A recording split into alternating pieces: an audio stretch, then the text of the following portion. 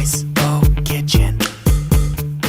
Welcome back. It is another episode. That's right. 3 episodes and counting of one of the world's greatest cooking shows ever. Your recipes replicated by the 96five announcers. Ladies and gentlemen, it is ISO Kitchen. Hooray! Yay! 3 episodes in and it is still running. The team, folks, from Ken and Nicky, it is Ken and Nicky. Hooray! Funnily enough. Midday's finest, Timothy Charles. Hey! And Hey, from the Big Stephen. Fun radio show, he is big, he is fun, and he is very radio-y. It's Steve.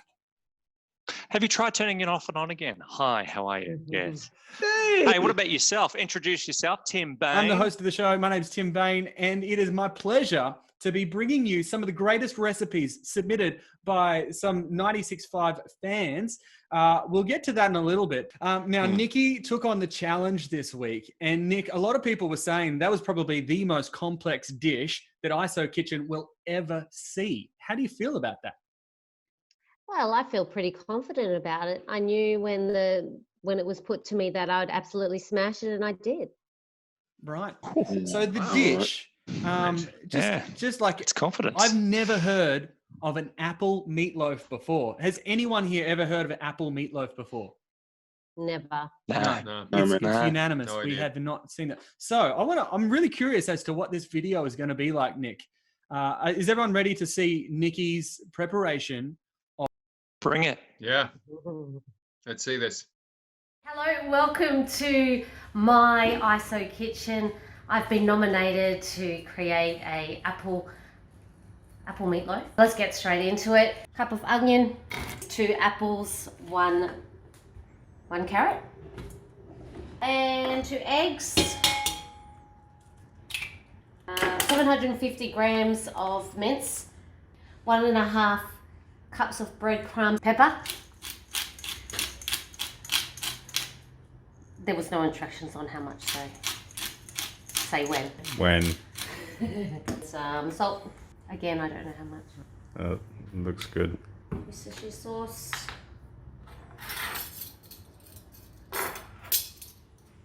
One tablespoon. And soy sauce. Yes, I have a massive bottle of soy sauce. I'm half Asian. This is a staple in my cupboard. All right, here we go.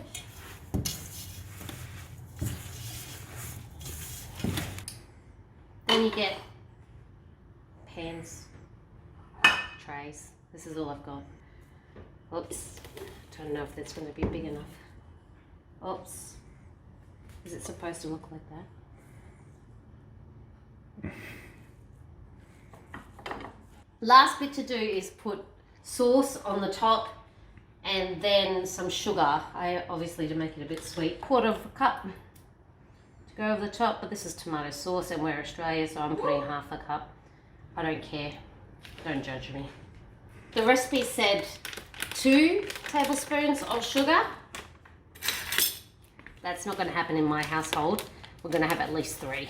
Now this is supposed to go into the oven for 60 to 70 minutes at 160 degrees. My family's hungry. It's not going to take that long. I'm turning up the heat and putting it. Hopefully it'll be ready in 30 minutes. And here's one I prepared earlier. Cooked it for 35 minutes, so I didn't have to cook it for an hour, but it looks pretty good. Smells pretty good. I've got to say, for what it was, it looks impressive. But I guess it comes down to a taste test. And of course, she's a teenager, so she doesn't want to be on old things. So I'll just give her a taste off screen. It's hot, yeah. Blow on it. Too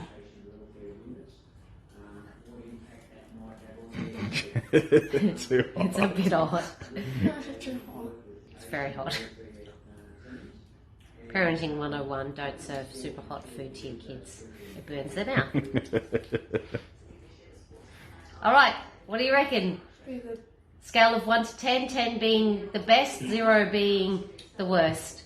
7.5. 7.5, boom! Well. My first thought when I saw that was And this is indicative of where we are right now. I'm like, I really hope she washed her hands before she put them in the bowl and started mixing. That's That was Timothy. before You're a COVID-19, germaphobe. you didn't see. See, you've been a germaphobe before the pandemic. You always have been. Nikki, did you wash your hands? I don't know. That was ages ago. Don't know. Well, okay. So for this dish, I know we don't get to taste it, but we did get to see Nikki go through the process, give some advice, for parents out there saying, don't give food too hot to your kids, all this kind of stuff. What do we reckon out of 10? I mean, she got a 7.5 from a teenager. It's not bad. So we're going to vote right now. Give her a score out of 10. And on 3, we'll all reveal them at the same time. Okay, so everyone's got their scores. Here we go. Ready, set, Cook. present your scores. We got the same. Tim. Is that a sabotage from Steve? What Did has you really Steve give put her up? a 2? No, Steve was giving himself his own score. He deserved a 2. That's what it was. We didn't He got even score, confused. Steve. We gave him no score. Well, he got his wife to do it, so we can't give him a score. Steve, that's it. Mhm. We're no longer friends. Whoa. I never Wow. would, Nick. Oh. We were only ever I I work thought colleagues, you- Nick. I Work thought you were colleagues. already there. Man. After receiving a 2 from Steve and a 9.35 from Timothy Charles, Nikki gets a total score of 27.35.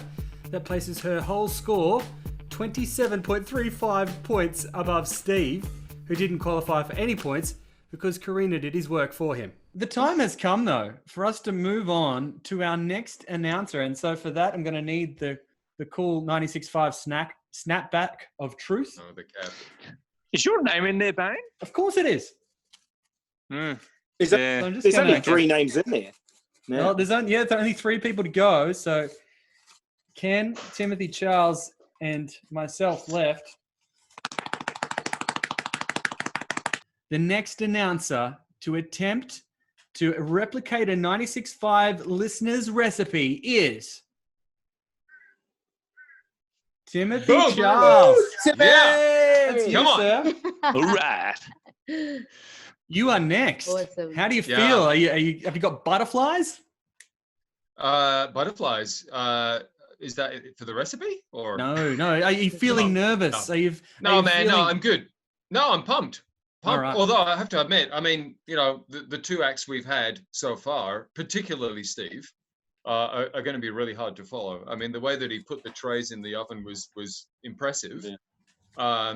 Nicky's whole video involving parenting tips, having a teenager there in the kitchen to taste, I mean, that's impressive as well. The sunset in the background. Look, it's going to be hard, but I'm feeling confident. Okay. Now we just All right. need the recipe, right? We need the recipes. Okay, so I've got 3 recipes here for you, and then we'll decide. Okay, so we've got Kristen from Castledine has the chicken couscous. She assures us that it's actually a really simple process. It's more of a dinner meal, but chicken couscous from Kristen. We've got the cottage berry whip. Now, I'm fascinated by this one, guys. All you need is like 4 ingredients, 5 if you would count some vanilla essence. Throw it in, whip it up, and it's done. That's from Maria from Mansfield. And then Kelly from Warwick, the banana pancakes. It's very easy. As far as like ingredients, 2 ingredients, banana, egg, you're done. Incredible, right? Okay, so that's what we've got here. 3 recipes. Which one should we give to Timothy Charles to do? I'm going to say the couscous for Tim. Couscous for Tim. Nikki? I would agree with Ken. The chicken couscous. Steve, do you think something different? No, let's roll with that. Chicken couscous from Kristen right. from Castledine.